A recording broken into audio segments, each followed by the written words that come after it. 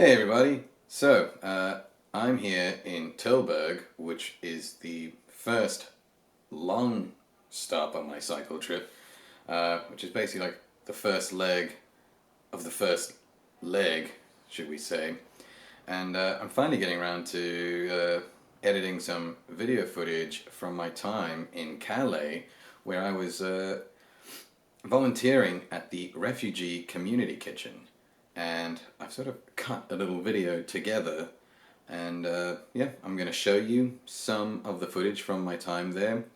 It was a bit difficult to film a lot of the stuff, as there's a lot of volunteers there. Some people don't want to be on camera, some people don't mind being on camera. I couldn't film anything to do with refugees because obviously there is some legal ramifications around that. But don't worry, I will put links in the description for you to go find out all about that kind of stuff. And yeah, so let me show you some of the footage from the Refugee Community Kitchen and the warehouse that it's situated in. So, first up is the coffee area, where you can basically get in early, like I used to do, and make coffee. It's got information on a whiteboard that is good to know, the places where refugees have come from, and sort of distribution times. This is the warehouse, this is a section of the warehouse, and this is where the meetings happen and where people from the Refugee Community Kitchen sort of gather. There's spices back there, equipment just for the kitchen. That's the front door. This is the rest of the warehouse. So on the right here is where other charities get together, sort of more of an open space. They can gather there and have meetings and do fun things. On the left is, what is on the left there? Project Play was on the left, and they're an organization that goes out to where the refugees are and, you know, entertain the children, teach them, stuff like that. The rest of these places are made up of different organizations such as Utopia 56, Calais Food Collective. There's another French one that I don't know how to say. In the back here that I'm filming now is the woodwork area, or wood store, wood shop. You can go there, chop wood, and they hand that out to refugees for firewood. So yeah, all these things that you see here are just donations, and different charities have to sort through these donations to try and get all the working stuff out to the refugees. These long tables over here are where we serve lunch for all the volunteers in this warehouse. Also, here's a cool thing. This is the toilets. I don't know. You might not find it cool, but I do. They look like rock and roll toilets, or like rock and roll bathrooms, I guess.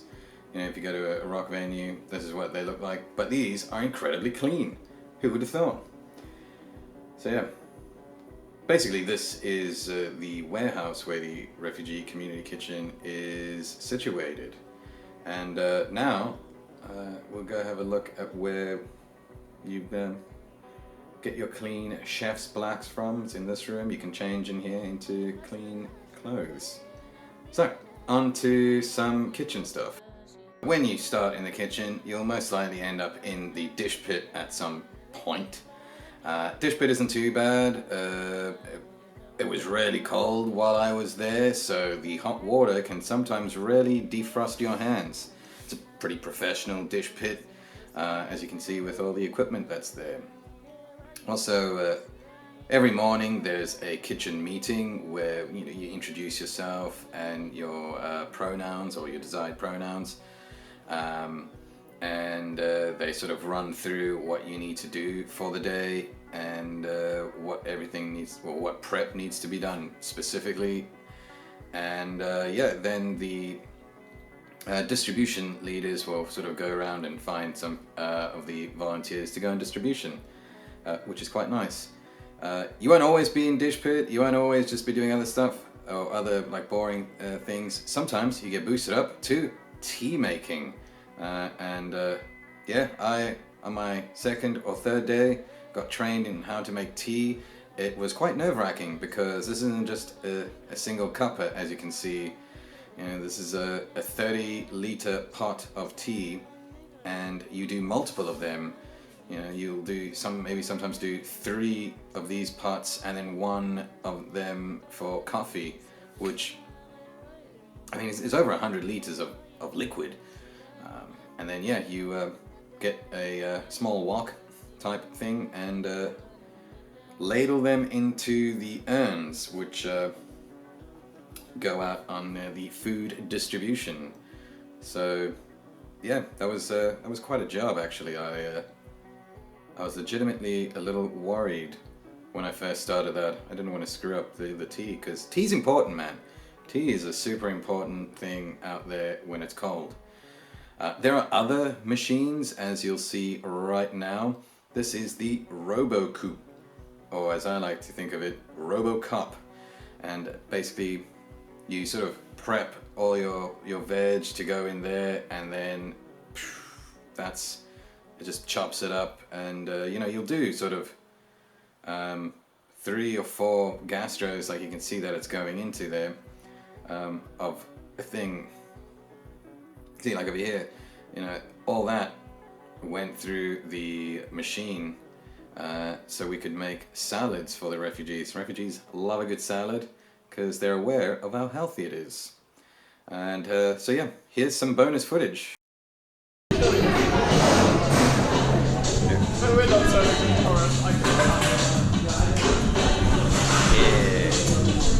Yeah, I guess just from your perspective. Oh, that looks good. Look at that.